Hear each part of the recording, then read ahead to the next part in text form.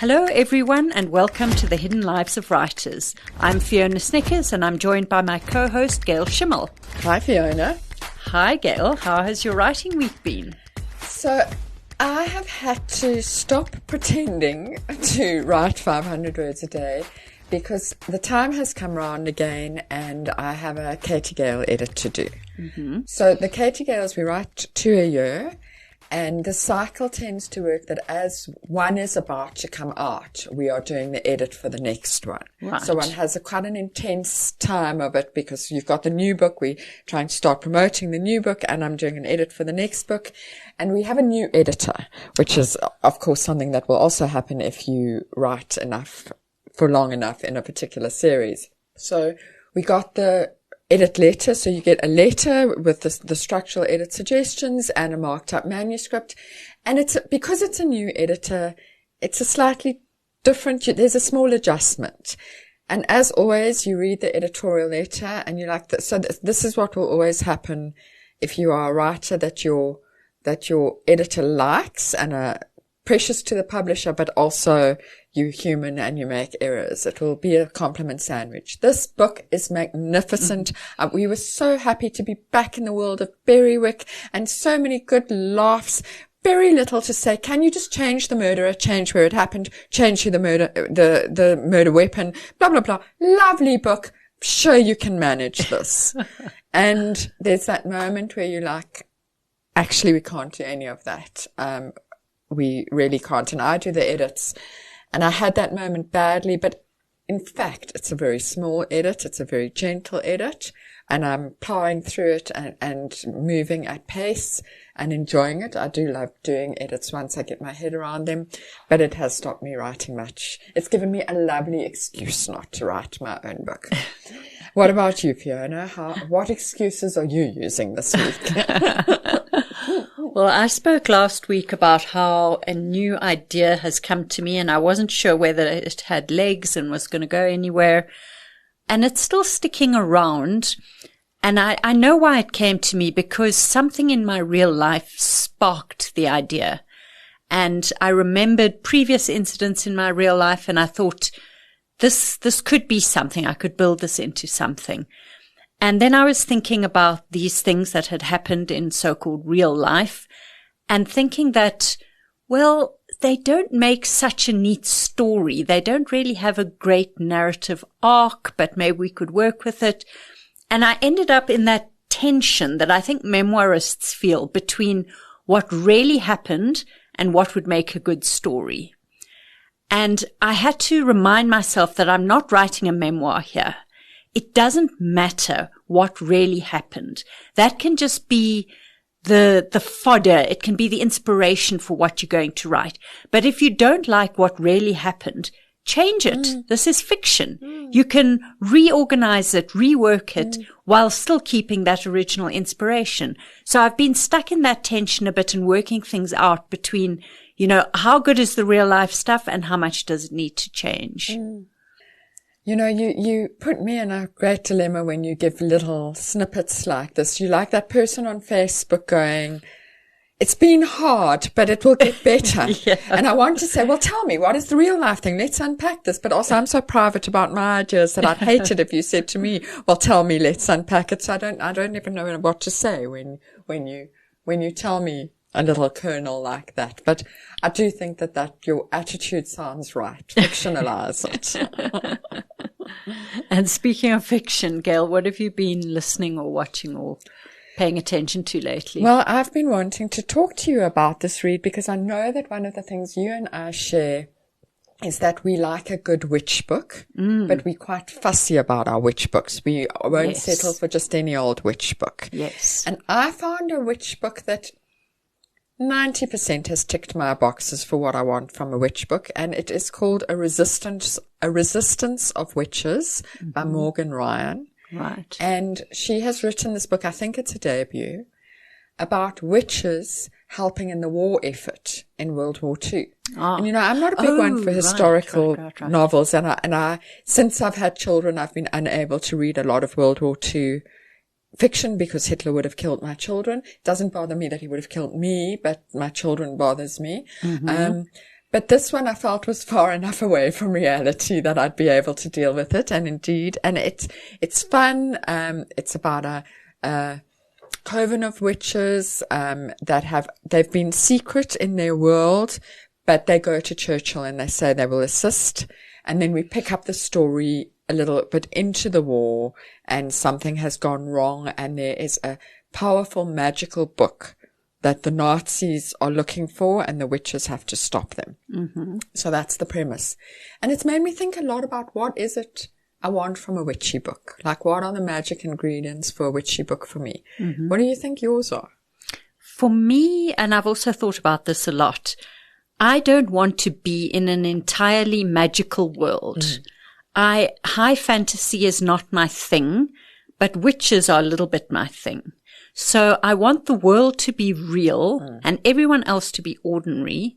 And I want the witch and maybe some other people in her family or some friends or whatever, they can be magical, but they must be the exceptions. They must be trying to navigate the everyday world. And when you've got that kind of, those magical ingredients, I am in. I want to read that book. Okay, that's interesting because I'm happy. Yeah, I think I agree.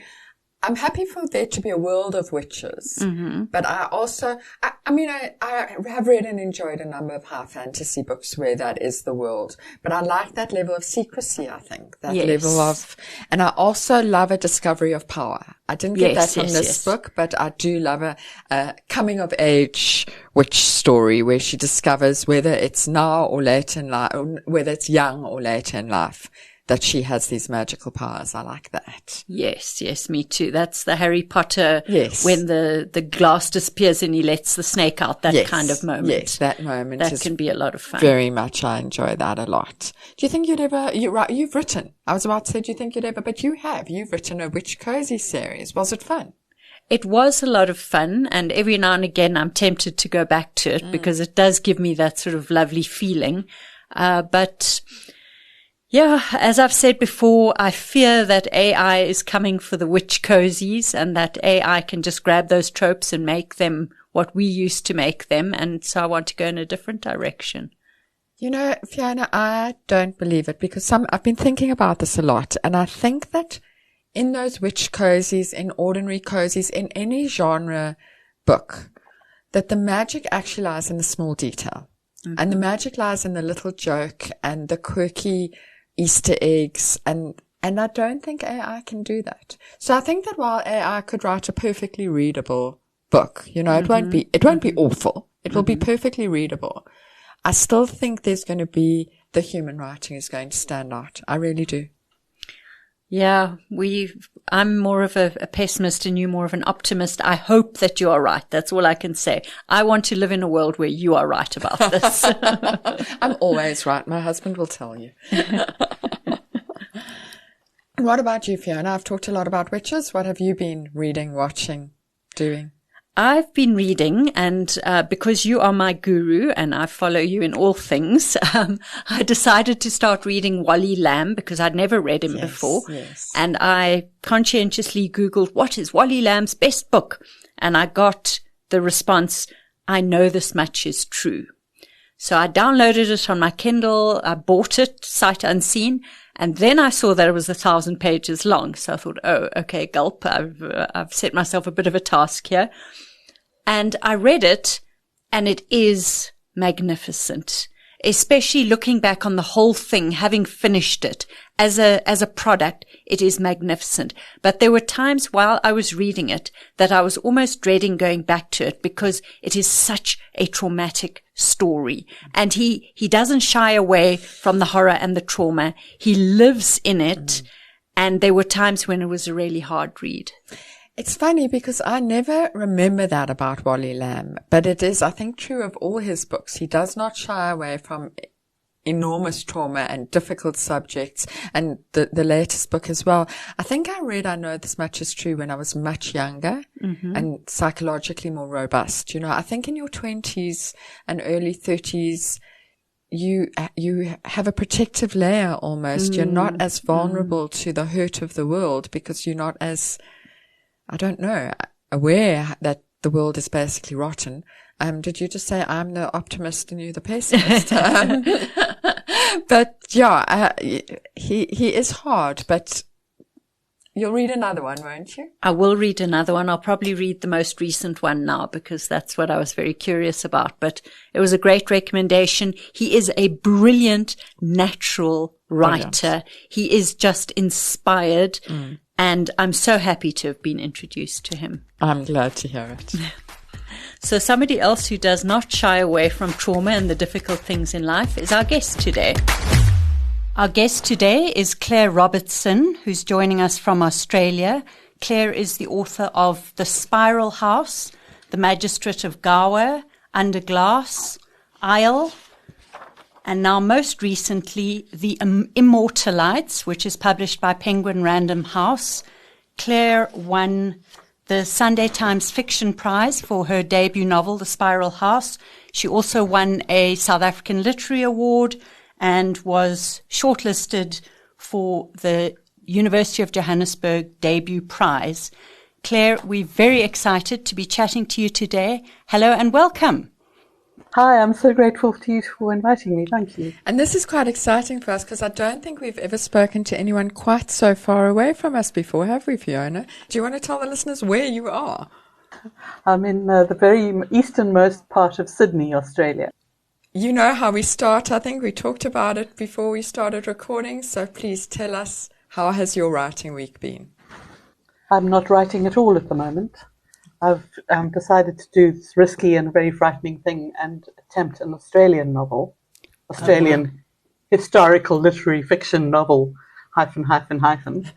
And so, I mean, the sheer cheek of that has me researching so hard at the moment. And Australia being a previously colonial society is just like South Africa. People write far too much about themselves. The Victorians went nuts doing that. So there's a lot to wade through till you get the really good stuff. And fortunately, I've found one of those recently, a book called The Colony. But when I put down, I just had me bursting into tears. It was just so sad, the history of what's gone down here. But that's all I'm doing. So I'm not writing. What I suspect, though, is there's a chance that all my deep dive into Australian history is actually what I call writing avoidance technique number 3. It used to be when I had access to my lovely woodworking studio, I would make something that I absolutely had to have before I could start writing the new book, like a new lap table or a little desk or something that just had to be worked on until I actually couldn't fool myself anymore and just would have to get down to the writing. So this might be writing avoidance, but it's fairly daunting stuff, what I'm learning. It is, you would think colonial history, but it's quite different to the history I know, which is South Africa. Sure. And when you are in the thick of actually writing a novel, what does your daily process look like? Can you break that down for us? Yeah, I can tell you what it has looked like. Circumstances have changed a bit.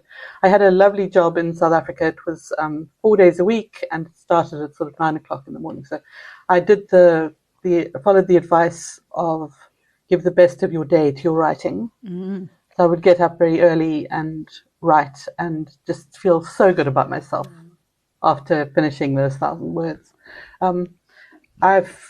I'm employed at the moment by a New Zealand company. I picked up a job in New Zealand and I've kept it here. And there's a time difference. So I start work at 7 o'clock. Wow. With them. Yeah. So, but I'm thinking I could possibly make myself in summer at least get up at 5:30. I only need an hour in the morning. But the alternative is writing in the afternoon and I'm just brain dead. Yeah. When you reach me in the afternoon. She says from the afternoon. Afternoon in Australia. When I started, I was the complete cliche. I had a moleskin cahier, the beautiful big notebook that they have, which is 60 pages of beautifully spaced lines. I had the right pen, I had the right lap desk, and it was immensely satisfying to fill up those books. I haven't been entirely on doing the thing in longhand for a while, although it's partial. And I've noticed that I don't write so well anymore. I'm just getting more and more used to the keyboard. Yeah. And my writing is getting quite hard to decipher when I'm done with it. I don't know what's that to do with, whether there's some neurological problem I should be aware of. I think it's just not using my writing very much. But what that did, which I miss a bit, is you're forced to do a fairly good close read very early on in the process. So you write the novel out, and the matter of putting deletions are very quick. Putting in notes is very quick, which are not very quick on a keyboard. And then you have to input the book. And while you're inputting it, you're doing a lovely edit, quite a close edit of the book. And how does that work for you? Do you write your 1,000 words in the morning and then that day input that, or do you write the whole book in longhand? How does that work? Whole book in longhand. Sure. And then try to whatever break I can afford. Try to have a bit of a break between writing and then the first or the second draft, I suppose it is. It's sort of a first-ish, second-ish draft. But that gap is the best thing, as you know, getting away from the manuscript for a while. And I proved that with the Immortalites. I had a gap of nearly a year, a very tumultuous year of emigrating for the first time to New Zealand about 3.5 years ago. Setting up in tiny little town in rural New Zealand where I knew nobody. I had a brother in the country, and he would come down, was very kind, he and his wife, but no one in the town. And that sort of alienated me sufficiently from the manuscript, which is what you want to do. You want to try to come to the thing clean, as you know. And I think that helped with the writing of the Immortalites. But yeah, so it would be a morning full, push the book out and then get on with the day and not think about it, not look at it at night at all. Maybe if I was feeling generous to myself, make a little note for how I should start the next morning. And I also had a ritual that involved, coming back to me now, but a lovely poetry anthology. I think it's the Oxford Book of Verse or something, lovely fat one, that's arranged chronologically. So if I was writing in 1785, I would go to the 1780s and start my writing day with reading a poem from that era. And the poets are the geniuses of what we do. They're just so good, the way that they deal with language. And that would set me off. I'm so interested in your process. We're going to not let you go on the process stuff for a while. Yay. So you said you write your 1,000 words. You kind of said that in passing. Is that what you make yourself do? Is the 1,000 words the measure, or is it when your time is up and normally that is about 1,000 words? And also, how do you count words when you're writing in longhand in a notebook? Yeah, I counted up and worked out what was the average, on a little obsessive average. So it would be 4 of those foolscap pages. And it would be 4 pages I would have to do. And I've found recently when I'm writing on a laptop, which I now do, it's usually about 800 words seems to be my sweet spot.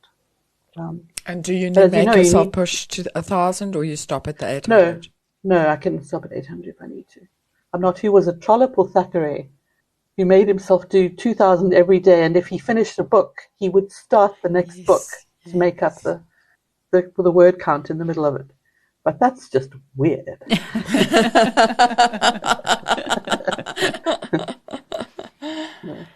Claire, I want to go back to your secret origin story.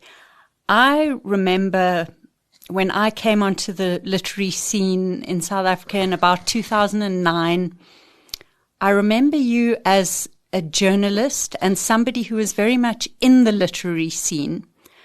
And then your first novel, The Spiral House, seemed to come out of nowhere, and it made a very, very big splash when it landed in 2013.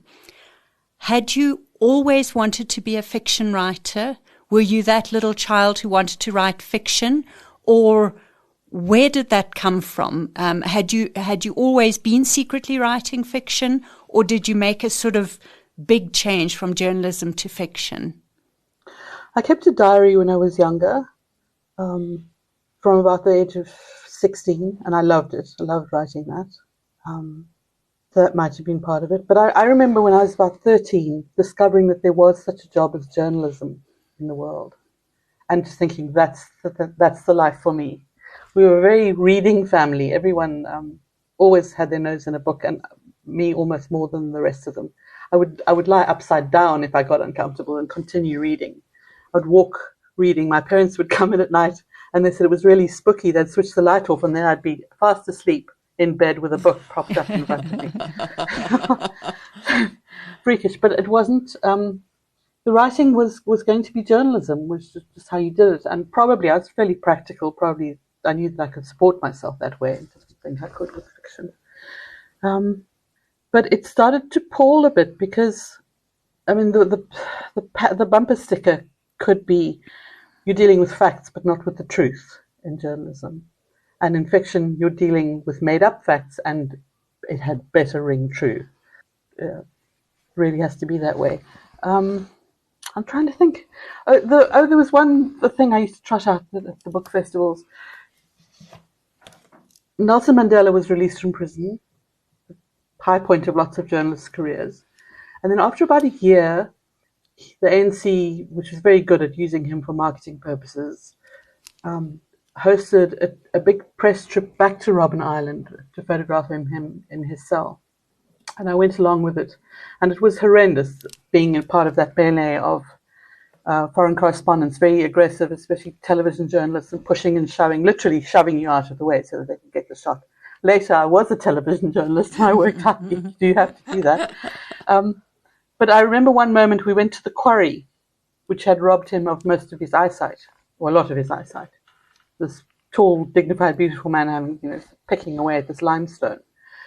And there was a cordon and there was a ring of press, and at some distance away from us was Madiba, and people were getting their shots off, and the voice rang out, "You do a dance for us, Mr. Madiba," Mr. Mandela. Yeah.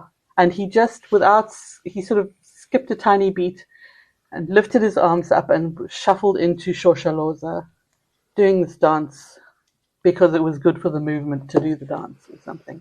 And I just got the hell in, and I went back, and it was on a Saturday. I had to file for the Sunday Times, and I filed that story, not, in an historic move, Nelson Mandela yesterday returned to Robben Island. Not that story, which was the untrue one, but what had really happened, that he was kind of becoming this cipher and this theatrical act that we could roll out. And he was participating in it. And that I really do think, although it sounds a bit too pat, that the experience of doing that started switching something in my mind. Anyway, it was a fascinating story, and I was still covering that. So segued into television because I thought that was interesting. Oh no, sort of tried magazines. Went into television. Yeah. And then just kind of stopped cold. I was old enough. My two daughters were getting ready to fly the nest. I can't quite work out the sequence of events. I got very ill then, or I first did this and then I got very ill. And I just decided I'm not selling my writing anymore in the service of journalism. I'm not going to make my penny that way. Fortunately, there are lots of jobs in journalism. One of them is sub-editor, so you're fixing up other people's writing. So I got off the greasy pole of ambitious junior Miss Executive television jobs, and just became a sub-editor. Then I think got very ill, sort of life-threatening illness, got better, kids moved out of home, while I started to write. When you told us at the beginning about what your writing week, and you talked about doing that research, and it's one of the many things that would intimidate me about historical fiction, that the amount of research. How did you even begin? Do you begin with what period you want to write about, or do you just dive in and hope something grabs you? How do you go about that research? I can talk a bit about where the various books originated, and I think the answer is somewhere in there. Spiral House, one of the television stories I did that I was proudest of was for special assignment to do with AIDS in Brighton Township in Port Elizabeth, Gqeberha. And my main contact and source there was a brilliant demographer, academic called Robert Schell, who, when he was younger, had written a book called Children of Bondage, which was the history of slavery in South Africa. And it had never really occurred to me that there was a history of slavery in South Africa. As an African nation, we were importing slaves. I mean, there's nothing that this country does the right way around, even slavery. And I started reading about that, and that's where I gravitated to when I wanted to write something. So that one came from, gosh, I wonder what would have happened if. And then I knew that the time it should happen was there was a historian I loved or a chap from history that I love to read, Francois Levelon. I have a sort of side project which is an interest in history, the history of sex in South Africa. And Levelon features in that he named a bird the Narina trogon after a young Xhosa maiden that he said was desperately in love with him. He didn't say he loved her. He said, no, she was so in love with me, this Narina. Anyway, and he was someone I was interested in. He was of the age of enlightenment, so that became the period that I would use. What was the next one? Magistrate of Gower was just what would happen if you were a gay chap in the Boer War. I don't know why that came up. And I remember very clearly the Under Glass book, which is set in Victorian Natal, I was watching an adaptation of Pride and Prejudice, and Mrs. Bennet was going on about you wouldn't be so funny if you had 4 daughters to marry off, 5 daughters, sorry, to marry off.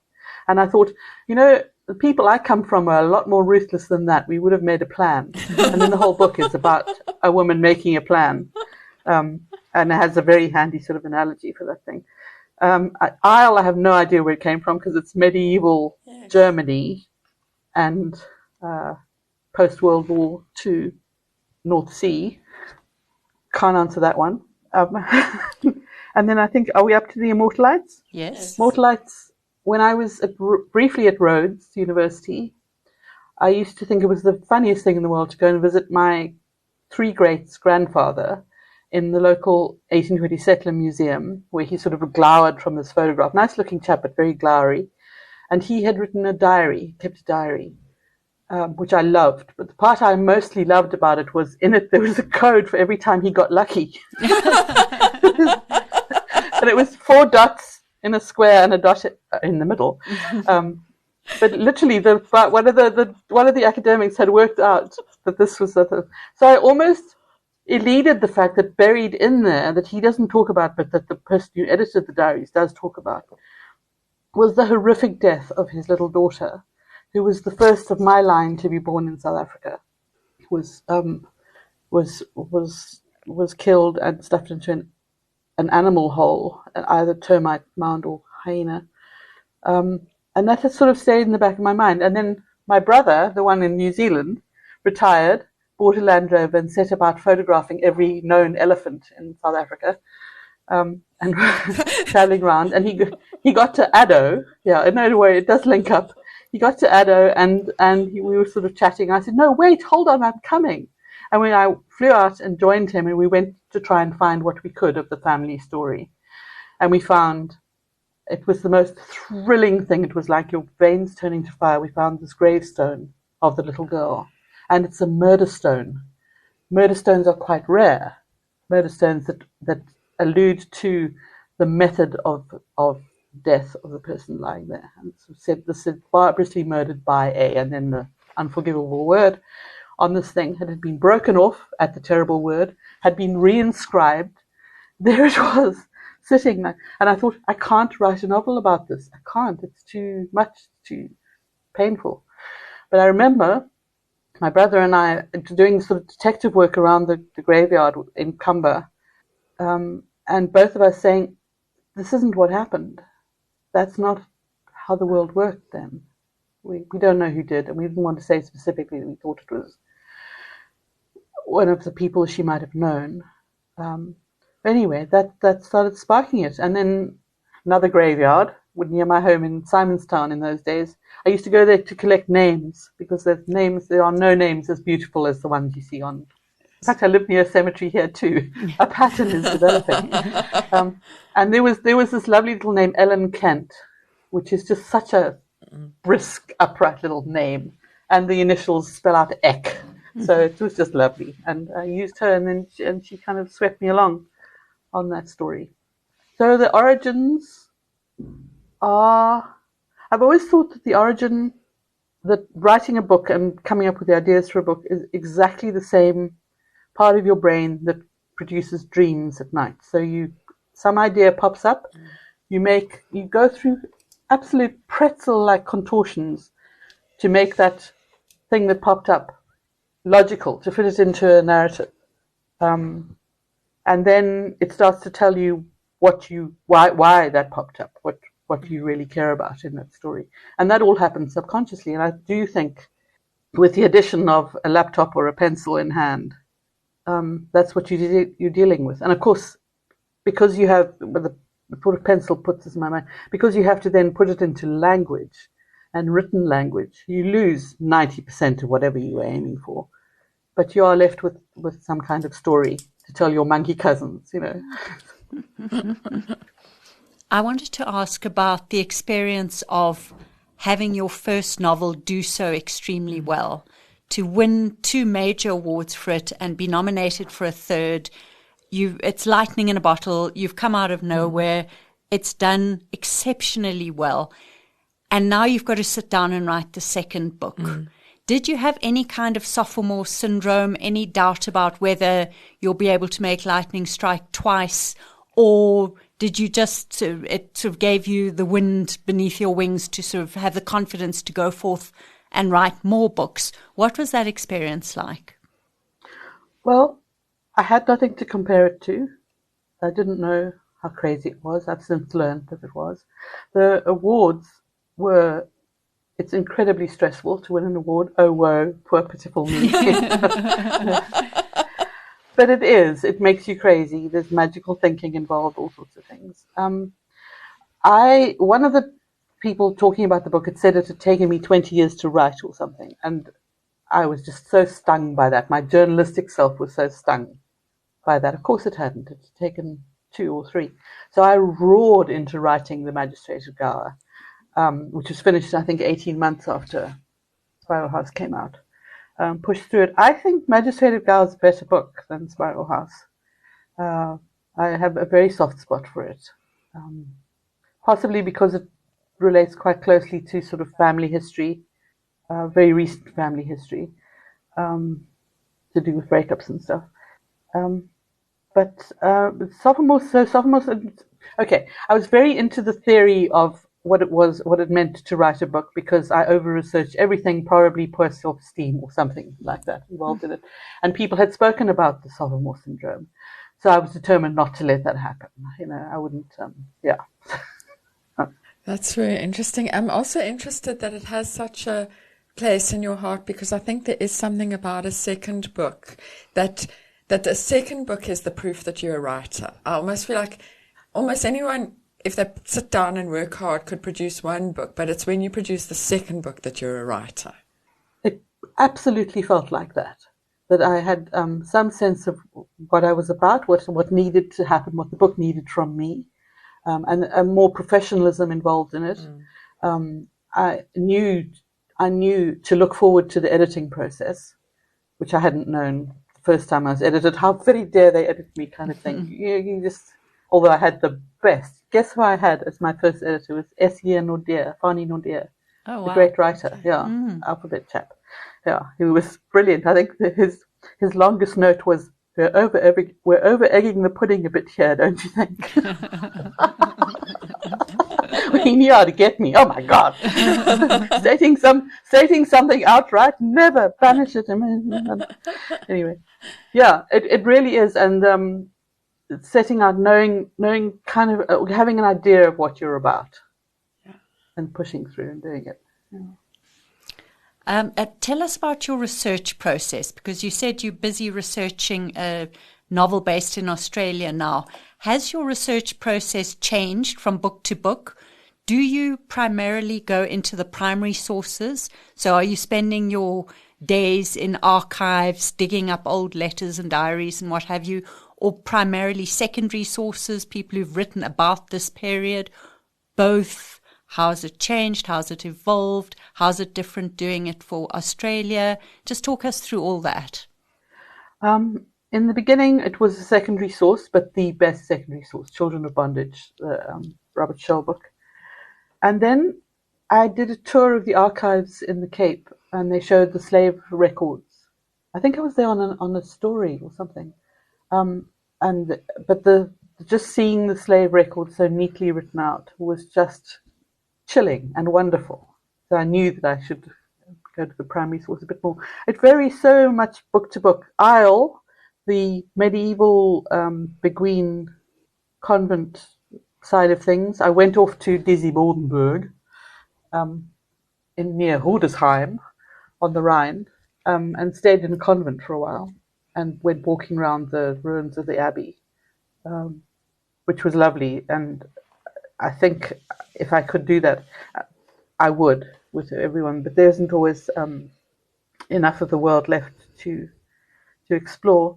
The Immortalites, as I say, went and found the graveyard, and my grandfather's diary, which I've always had, and there are lots of lovely little museums all over the Eastern Cape, and there you get this lovely rich source of, because people want to write of their lives, and so somewhere between the primary and secondary source is this sort of cottage industry of sometimes punishingly dull accounts of people's lives, and sometimes just so quirky and strange and wonderful, to really into people and how they thought and felt in those days.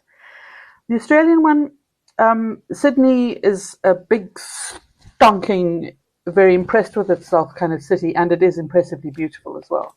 But there's a lot has disappeared, but there's quite a lot remaining of these magnificent sandstone buildings and historical homes that you can visit, and then get a sense that what you're seeing is a little bit more of a hymn of praise to itself than what actually went down. But that's what the novel's for. So, yeah. Claire, you've touched on as you've spoken that about your move from South Africa to New Zealand to Australia, and I'm interested in it because your books are about journeys often. You know, your characters are often involved in a big journey, and then you've taken this big journey. Can I ask you what made you rip up your life like that, or you can say no if you don't want to answer? It's a 3-word answer: Zadie Elsa Eldridge. So that is the name of my granddaughter. So some while back, my firstborn went off to New York on a lovely sort of fellowship thing, where she met a lovely Australian, brought him back to South Africa. They got married and they moved to Sydney, which was fine. I could cope with that. Other daughter was in London. And then Helen and Felix, the Australian ones, had a baby. And I was like a salmon swimming upstream. I had to get to this little kid. It really was crazy. I had to both get to see Zadie, but almost more importantly, get to see Helen as a mother. So this all happened during COVID. You cannot believe what I went through to see this baby, and eventually did see her during COVID, spending time in what amounted to a prison camp. And then went back home and thought, oh, that's it, I have to go. Now, my father was born in Christchurch in New Zealand, left when he was very young, when he was a kid still, for South Africa. But because he was born, we had citizenship if we wanted it. It's quite hard and quite expensive to get otherwise. So I thought, well, I'll go off to New Zealand because it's easy entry. Went off, established this thing, wrote 2 books. I was so isolated in this little rural New Zealand town. Wrote The Immortalites and wrote another medieval German. I laugh at myself for those medieval German books. Wrote another one of those, which is sort of sitting, waiting, tapping its fingers. And then it worked out. They changed the law in Australia, and it worked out that I was acclimatized, I think. And I emigrated again about a year and a half ago, maybe, to to Australia, and I would not recommend emigrating twice in 2 years, which is what I did. It is so discombobulating. Although it helped when I finally found my analogy, which is you've been given a keyboard that is different from the keyboard you're used to using. So you can't touch type anymore when you're an immigrant. You can still type, but it's hunt and peck, and you keep remembering where the keys used to be. So you stutter the whole way through. Anyway, once I found the neat way of packaging it in words, it made it a lot easier. So you can say to yourself, all that's happening now is I'm looking for the right place in the keyboard. Yes, exactly. I'm not touch typing. That's not such a big deal. And then the little baby's name is Zadie Elsa Eldridge, and I love being a grandmother so much. And I have lucked into a most wonderful life here where I live is along this cliff that really is the eastern edge of Australia. Huge cliffs. Yesterday we saw a whale off the cliffs. The other day it was 5 kookaburras. Kookaburras are so fantastic. They're enormous. They're really big. They're like bigger than kingfishers. Yeah. And do cackle like maniacs. And I have been back to South Africa twice in that period, once for a wedding of my youngest daughter, and once to gathering of all the siblings to bury my mum. And the first time was weddings are out-of-body experiences, so that doesn't count. But the recent one, which was in February, left me quite shaken about South Africa, because I found it unbearably vivid. Just so everything was, excuse the pun, black and white, and either the sweetest smile you've ever seen in your life or a feeling of risk and threat. Bright, crazy colors, beautiful people, wonderful music, but a cacophony, traffic that's a bit frightening. So I obviously was going through something in that experience of South Africa. And honestly, I just told myself, just calm down. You're lucky to come from such an interesting place. It's so interesting. It is. Claire, you mentioned COVID, and I have noticed a trend among writers that the book they brought out during COVID is sometimes a little bit different to the rest of their work.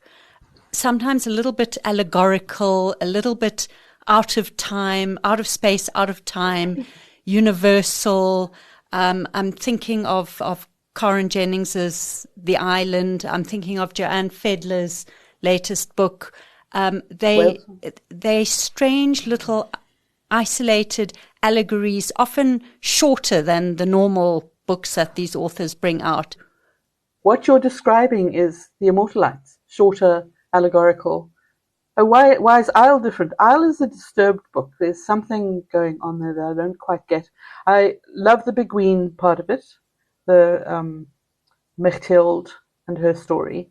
There's something about that. I love discovering that there was this movement of women who lived not a cloistered life, but lived in a communal life. And that was the way they were allowed to not be married and not be nuns. So there were people making a plan to build themselves a life. And it opens up so many stories. The story that is languishing at the moment, which is also Mechtild again, she has to defend an ox who's accused of murder, which did happen in medieval Germany, lots of places. But the first part, or the second part, the 1945 or 48 part, I don't understand that book, where it came from, why I wrote it.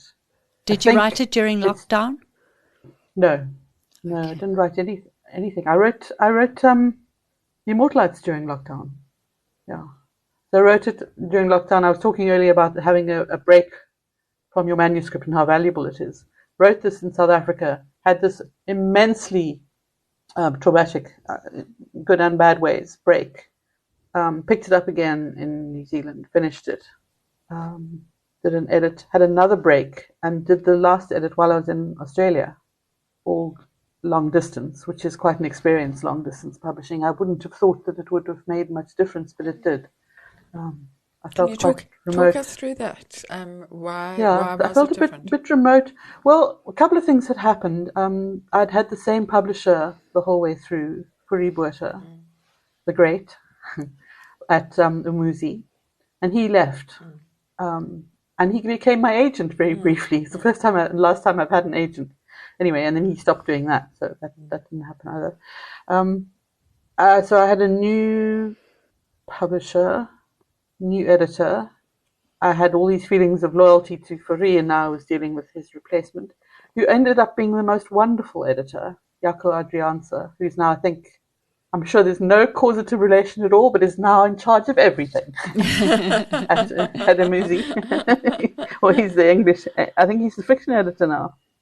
Head of fiction, something like that. And I had a good experience with it, but far away, I don't know, it felt weird. You never get to walk past an exclusive books and see your book. And this is the first time they'd ever given me a little display. It's like a chill display thing, apparently, which I'll never see. It was quite a schlep to get readers' copies out here. So I didn't see it for ages. And just a sense of not being there to welcome the little thing. It's by itself out there in the world. But I think if I try to go through an Australian publishing process, I'm going to be longing for the long distance one. It's quite daunting.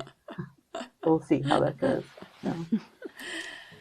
Let's talk about your use of language in your books, because from The Spiral House onwards, you were in a way defamiliarizing language in the way that you were using it. And some people loved it and some critics found it so strange that they didn't know what to make of it. And now in the Immortalites, you're really leaning into that. It's a sentence that is constructed in an unfamiliar way. Okay. You know, we in the 21st century are used to quite simple, short declarative sentences. And this book is not set now. It's set in the past. And it reminds me of diaries and books that come from that era when people spoke and thought and wrote differently. And you've really leaned into that now. And to me, it works very well because it takes one out of today and really shoves you into the past and reminds you that the past is a foreign country and they're doing things very differently there. So the first book, Spiral House, there are two books in it. One is a sort of straightforward-ish 1961 book, and then there's the slave narrative from 1794. And I think it's first person, that one. So she had to be 17 years old. All these layers had to work for me, for Katrin. She had to be 17 years old, had been a slave, but was now freed, bright as a button, aware of being bright as a button, and also aware of telling her story. So there was formality, and it needed to flicker across, the language needed to flicker and be sort of dappled around her. And I think that broke something in my brain, because then I started writing like that about other things as well. But we worked so hard to make why I was pulling faces, we worked so hard to make the Immortalites not be that like that, to be really a much easier read. Have no highfalutin Victorian language, Georgian language, sorry, Victorian yet.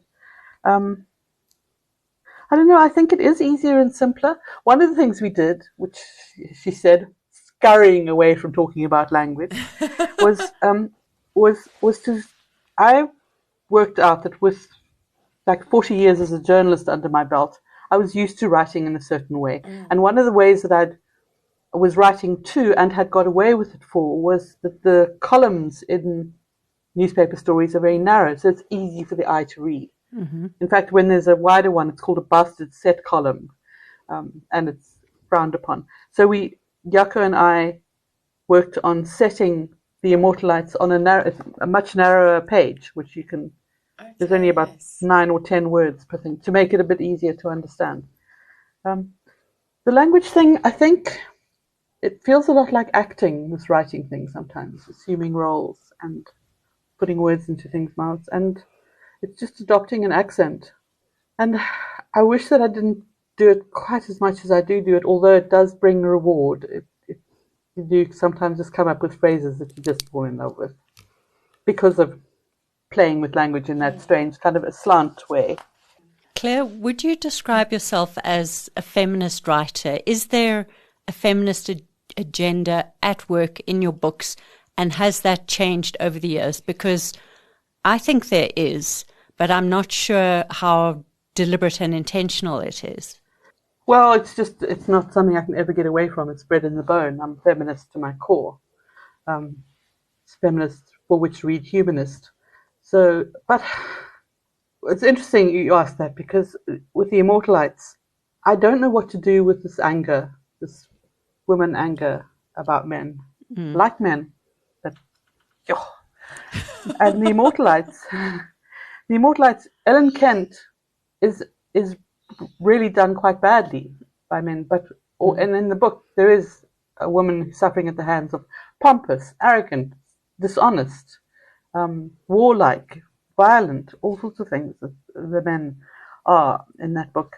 But she overcomes that, and she finds absolute sublime joy in, and she talks about it right at the end,